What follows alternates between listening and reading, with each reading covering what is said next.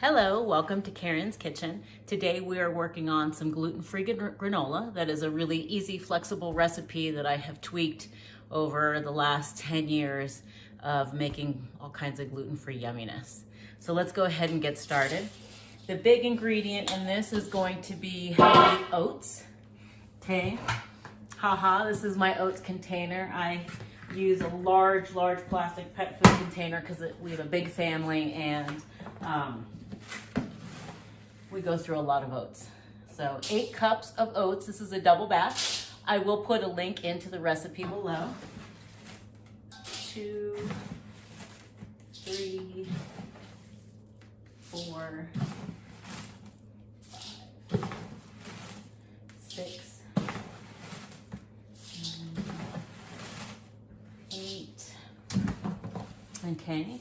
The next thing is going to be some 3 cups-ish of nuts. And I always do a mix. So this will be 2 cups of pecans and a cup of sunflower seeds. So here are the sunflower seeds. And you can use any mix. You can use walnuts, you can use any other kind of seeds you happen to have, almonds, and this is really rough. That's pretty close, so I'll just finish the bag.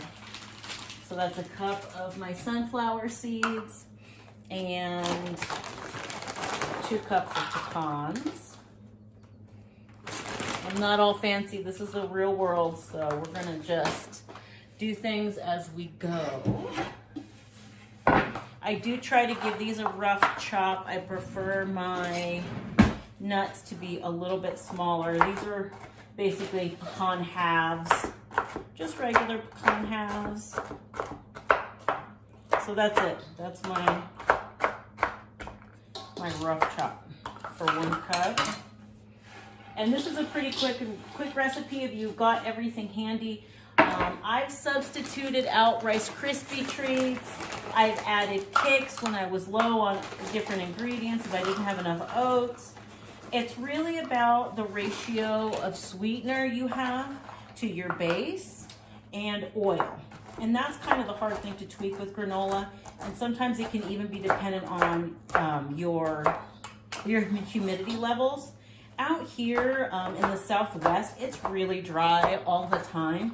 So I prefer to err on the side of a little bit more moist or a little bit more of the butter or the oil. I've used recipes that called for basically an entire stick of butter. In this particular version of my recipe, I am going to be using a cup of olive oil. You can also use coconut oil. Avocado oil is fine as well. Butter, butter's expensive and it's a pain to pour everything in. And melting the butter, I'm just lazy and I'd rather use olive oil. Okay, so we've got, after the nuts and the oats, I usually put a teaspoon of, or 2 teaspoons of salt, and this is just sea salt.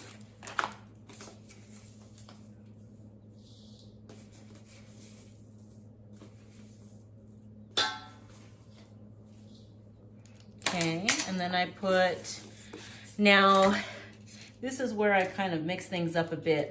This has been my family's favorite recipe of granola, and it's because I tweaked it and I have some pumpkin pie spice. And even though I'm not putting pumpkin puree in, I'm gonna put 2 teaspoons of my pumpkin pie spice instead of cinnamon.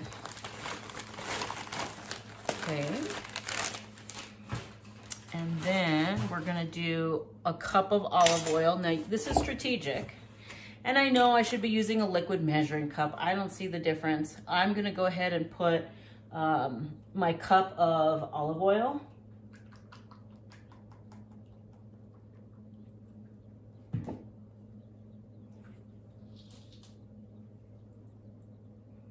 And I put the honey in, or maple syrup, next.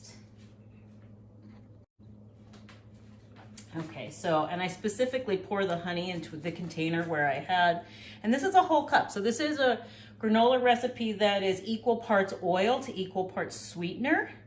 Okay, and honey is very sweet, so I'm not adding any cane sugar after this. And I specifically pour the honey in here after I put the maple syrup because it makes the honey fall right out because the cup has already been greased. So there is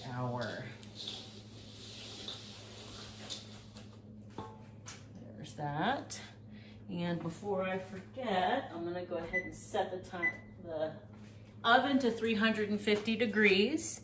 And then the last couple of things are gonna be vanilla, the fruit, and some extra mix-ins. So the vanilla is gonna be 2 teaspoons of vanilla.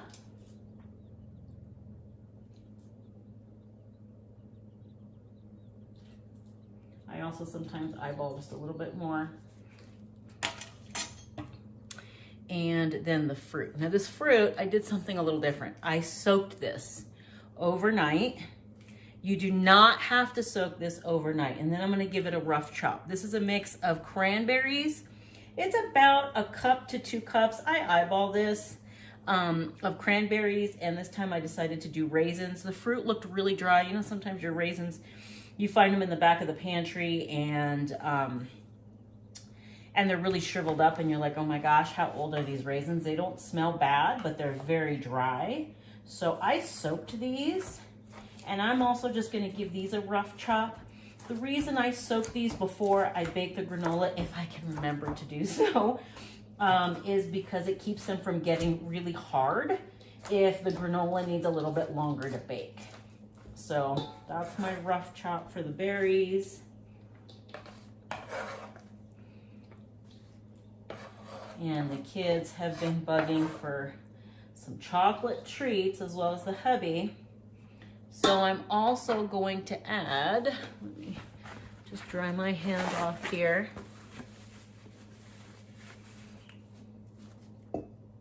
Some chocolate chips. We just happen to have these fancy looking chocolate chips. I hide them often from the kids because they give me such a hard time sneaking chocolate chips from the pantry that I hide them from myself almost. And then I go buy another bag, and then I find the old bag of chocolate chips 6 months later in some spot like a Saltines cracker box where nobody would suspect. Now I kind of eyeball this. This is probably roughly a cup and a half. Sometimes I prefer the mini chocolate chips for this, but I didn't have any on hand because it just breaks it up a little bit easier. You see how beautiful all that granola is? And now I'm just gonna give it a really nice, healthy stir. Now, like I said, you can substitute quite a bit in this. These are gluten-free oats. I've substituted, I've done chocolate Rice Krispie treats, plain Rice Krispies. There's so many different ways to mix it up. I really try and make all the recipes I put on here and what I do at home flexible. Okay, so really cooking gluten-free and baking gluten-free is all about being flexible and not being afraid to experiment. And I've done quite a bit of experimenting. And generally speaking, it comes out amazing. Now, I might just have to get my hands a little bit dirty because you really, in an ideal world, you would be mixing all of the dry ingredients first, then mixing your honey and your oil, even warming them up a little bit, getting them thoroughly mixed, and then combining everything. But I am a busy mom, still work in the background as a realtor, but with 8 kids at home, I really had to figure out the quick and easy way to do things. And for me, mixing things in a single bowl and then being able to wash this bowl and get it out of the kitchen is super important. You know, because this is my big oatmeal, my big meatball bowl, or like when I'm gonna do a lot of prepping or a lot of how to bulk canning or bulk whatever, this is my go-to bowl. And for this, it's really easy to mix in a bowl that's this big. So from there, We're just gonna give a quick rinse, and then I'll get out the cookie sheets to bake this in. So I've got the cookie sheets ready.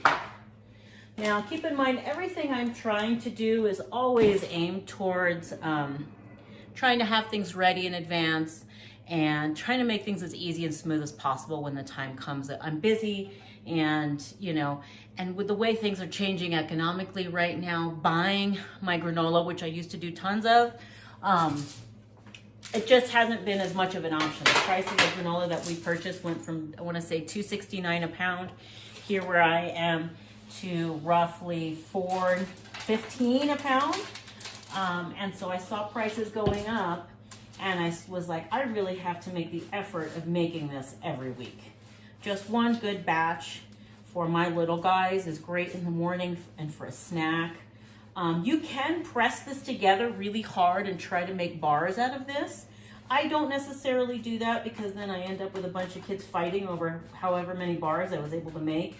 And it's easier for me to tell them, just get some milk or some yogurt and just have your granola like that. And so that works better for me. But like I said, this does have enough of the binding agents with the sweetener and stuff that sometimes if I'm in the mood, I will push it down and make a bunch of bars. Now when you do that, you're gonna take them out of the oven. Now this is 2 good sized baking sheets, okay? I try to make this in bulk as much as possible because that means it's gonna last me at least a week. That's what I'm going for. This obviously will last longer in an airtight container, but the goal is for me to have enough for everybody to eat. And looking at this, I'm not 100% sure this will be enough, but that's okay. I can go ahead and probably make another batch. So, and my goal is always to make things as economical as possible. Honey is not cheap. You can also use, let me tell you, maple syrup.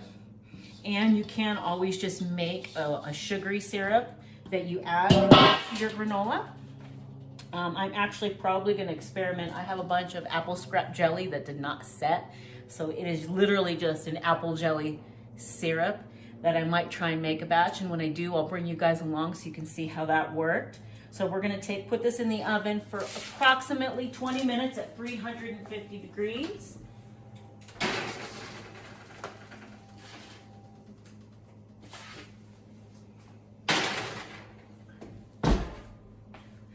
And then I'll tidy up and show you guys how that came out. All right, so the granola smells done. I did put the timer on for 20 minutes, but I added an extra 5 because it didn't look done enough. And I think they're just about ready. So I'm gonna get my pot holders out to put them down so we can see this beautiful granola.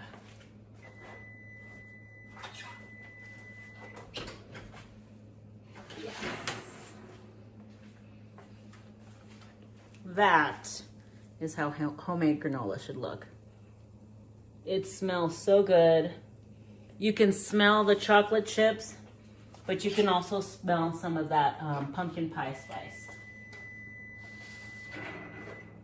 You can stir it up part way while it's cooking, but I don't mind that the edges are a little bit browned. So I'm gonna rotate these.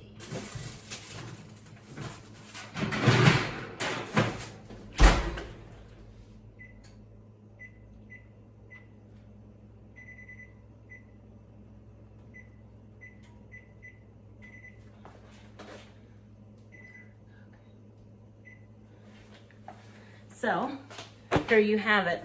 2 big trays of beautiful granola with some chocolate chips, fruit, pecans, and like I said, I wish you guys could smell it. It smells great. 20 to 25 minutes. And you can stir it part way through. I like it to just stay really flat. The edges are a little bit browned, but that's okay as long as it's not too toasty. That looks great. So I'll let that cool. Some other changes you could make, or you could always substitute out some molasses for the honey. That will make it a lot more nutritious.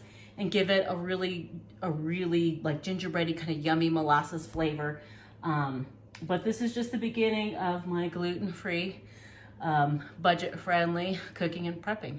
So I look forward to you guys following along. Please hit the subscribe and like buttons. Those really help me out, and the next videos will be great. Thank you very much. See you soon.